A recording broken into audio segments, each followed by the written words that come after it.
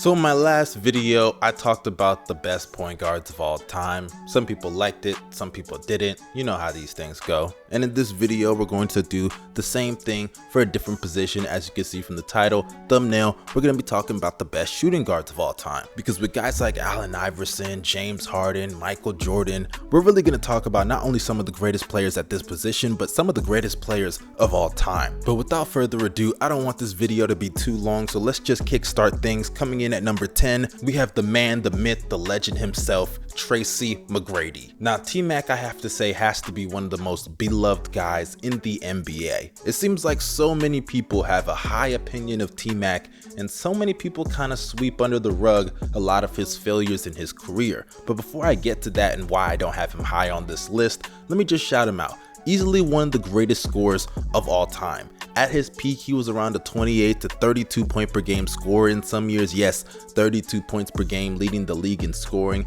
in multiple seasons. And I gotta say, man, some of those seasons were insane. There was not a single move that T-Mac could not do. As we know, the infamous Kobe quote that T-Mac was the hardest person that he ever had to guard because he could do everything that Kobe Bryant could do, but he was taller. Just imagine that. Whether it's the mid-range game, the post game, the footwork, getting to the free throw line, the three-point shot, there was just literally nothing that T-Mac could not do as a scorer. And then on top of his ability as a scorer, he was a nice passer, and I think a better defender than a lot of people give him credit for. But unfortunately, the reason I can't have him higher, because let's be honest, his skill warrants him being higher on this list, is because that T-Mac just did not accomplish enough. For one, his peak was far too short.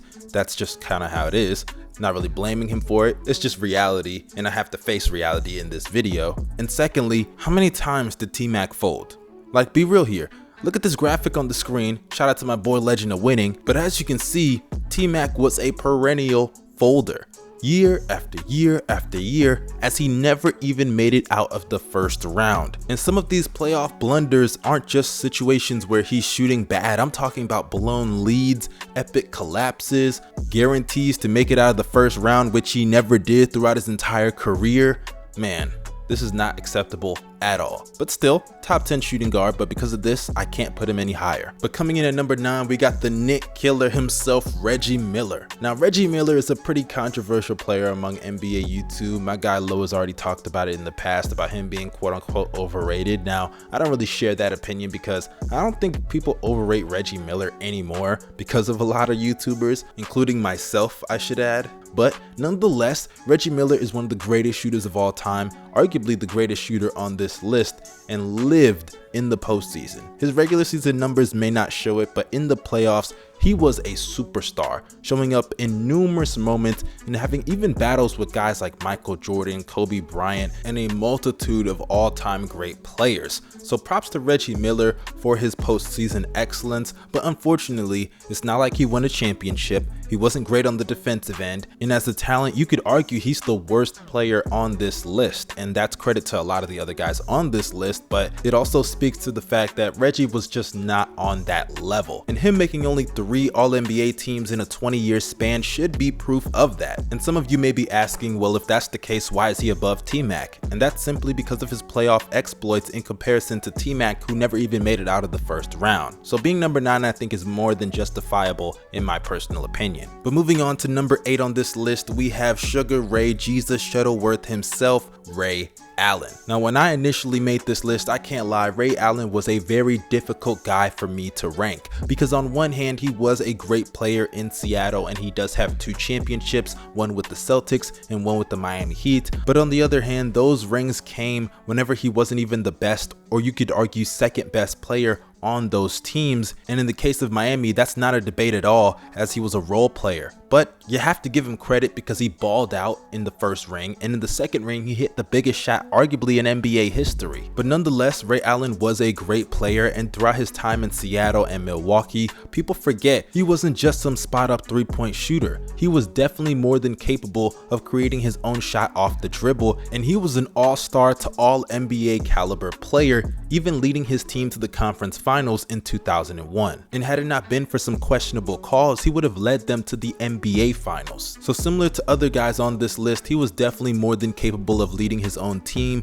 but unfortunately he didn't do it as good as other guys higher on this list, as he was never really considered an MVP candidate or a top 5 player. And even though he does have 2 championships, he was not the best or second best player on either of those teams, as with one of them he was on a super team that somewhat underachieved, and on the other one he was a role player.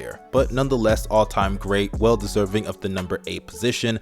But let's move on to number 7, and we have the Iceman himself, one of the best nicknames ever, George Gervin. Now, I did not watch George Gervin play live. I was not alive in the 70s or the 80s, but what I can tell you from the footage I've seen and the numbers I've looked up, George Gervin was easily one of the greatest scorers of all time. And those 4 scoring titles, along with 2 of them being over 30 points a game, further cement that. And because of that nice little finger roll, he is easily one of the most influential players in NBA history. But unfortunately for George Gervin, the players above him were either just as talented, hence they put up numbers that were just as comparable, and they have an MVP or a championship to their resume, which is why I can't put him any higher. But moving on to player number 6, we have the answer, Allen Iverson. Now, AI off the rip is easily one of the most influential and impactful players on this list and throughout NBA history. The guy changed the culture of the league and paved the way for not only small guards in the NBA and how they play, but just for players in general and how they represent themselves off the court.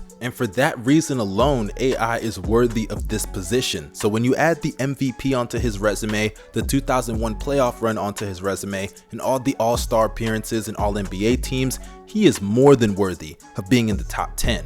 Now, why I can't put him any higher, I can't lie. He did have a lot of playoff flameouts that a lot of people don't talk about, because outside of that playoff run, like I mentioned earlier in 2001, the majority of his playoff run is filled with first round flameouts, second round exits, and yeah, that's just not going to cut it, because the guys above him, not only do they either have championships, but they just played better in the playoffs. I'm sorry. And because of AI's lack of effectiveness off the ball and his inabilities on the defensive end, it really limited what he could do later on in his career, which led to an early exit and retirement. I love your AI, you know I do, but I gotta hold that against you, and that's why you're not in my top 5 shooting guards of all time. But moving on to the top 5, coming in to start us off, we have Clyde the Glide Drexler. Now, I know a lot of people are probably gonna be saying, yo, Clyde is not as good as AI. He isn't as talented as AI. And my response to that is that talent isn't everything when you're ranking players. Yes, you could argue AI is a better talent, but Clyde accomplished more in his career than Allen Iverson.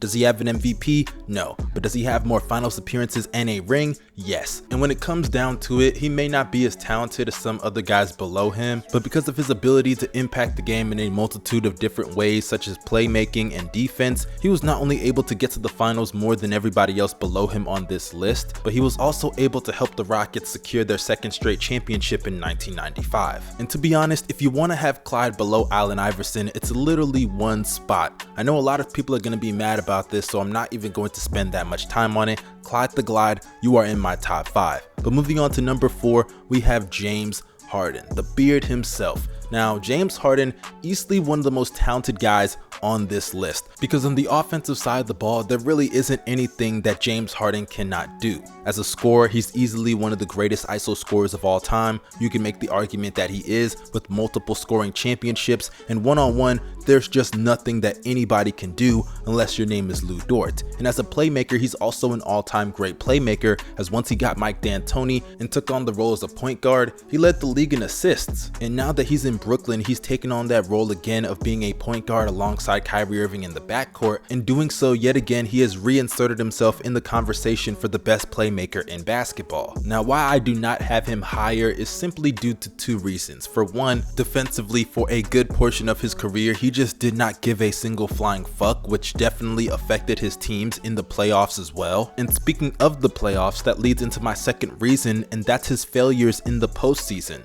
Year after year after year, How many times have we seen collapses from James Harden? The biggest one in my opinion being the 2017 loss against the San Antonio Spurs, in which he looked like he was playing for the other team, as he picked the game in which the Spurs did not even have their best player in Kawhi Leonard to have the worst game of his entire career. And I could go series by series, year by year talking about his playoff failures, but that would just be too easy and this video would be too long. So let's move on to number 3 on this list, and we have Dwayne Wade Flash himself. Now, unlike the guy we were talking about before, Dwayne Wade is a clutch playoff performer, and that is the biggest reason why I have him in the top 3. That 2006 run, in my opinion, is easily one of the most underrated playoff runs of all time. People do not mention how great he was in that playoffs. In the Eastern Conference Finals, I believe he shot 60% from the field against the Pistons, who still had Ben Wallace at the time. And for a guy that is not a great three-point shooter, it only makes that efficiency that much more impressive. And then we all know what he did in the NBA Finals, as he almost averaged 40 in the last 4 games to bring them back from a 2-0 deficit. And considering that his second best player was Shaquille O'Neal, who only averaged like 13 points in that finals with his fat ass, I definitely believe that Dwayne Wade, that playoff run, yeah, it's up there for sure. And when you combine that with the 2 rings that he won with the Miami Heat Big 3, despite him not being the best player, I think that more than justifies him being in the top 3. But moving on to number 2, we have the Black Mamba himself, Kobe Bean Bryant. Now, I don't have to read Kobe Bryant's resume, we all know it, but let me just do so. 5-time NBA champion, 2-time finals MVP, a former league MVP, and the all-star teams, all-NBAs, and all-defensive teams just further cement the fact that he was one of the greatest two-way players of all time. And similar to what I said about Steph Curry in my last video, if you're questioning why he's number 2 on this list, then just rewind the last 30 seconds, play it back, and you have your answer. But let's move on to the final player coming in at number 1, and was there any question? It's his airness himself, Michael Jeffrey Jordan. I mean, come on. 6-time champion, 6-time finals MVP, 6-0 in the NBA Finals, no Game 7s. That enough justifies why he's not only number 1 on this list, but the greatest player of all time. I'm not even gonna spend more time on this because it's indisputable why he's number 1 on this list and the greatest player of all time in my personal opinion. But that concludes this video, you guys. If you disagreed, let me know down below in the comment section, and feel free to drop your own top 10 shooting guards as well. Make sure you follow me on social media. The links are down below in the description box. And if you have not seen my top 10 point guards, make sure you click on the video on the left for that. But without further ado, y'all have a blessed day. This is your boy Young Mustard signing out. Peace.